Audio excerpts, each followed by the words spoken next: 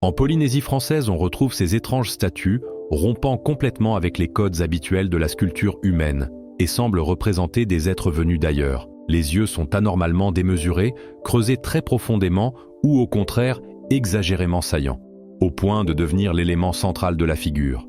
La roche utilisée pour tailler ces statues est majoritairement volcanique, souvent du basalte ou de la trachyte, des pierres très dures, compactes et abrasives. À l'état brut, ce type de roche résiste fortement au choc et émousse vite les outils. Les sculpteurs locaux de l'époque n'avaient même pas de métal.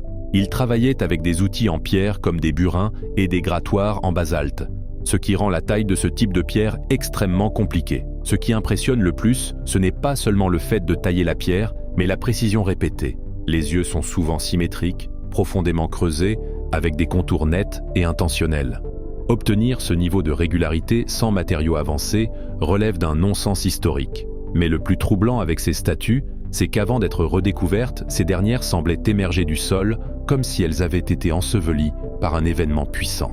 Les locaux de cette île n'ont laissé aucune tradition écrite ou orale expliquant comment ils auraient théoriquement pu concevoir des statues aussi complexes. Cela ne fait aucun sens, tout comme les Égyptiens n'ont laissé aucun texte ou tradition orale expliquant comment ils auraient construit la Grande Pyramide. Ne vois-tu pas que ce schéma se répète quasiment partout dans le monde? Des édifications complexes dépassant les locaux de l'époque, et on continue pourtant de vouloir nous faire croire que c'est eux qui ont construit cela. Écoute, je pense vraiment qu'il est l'heure de se réveiller.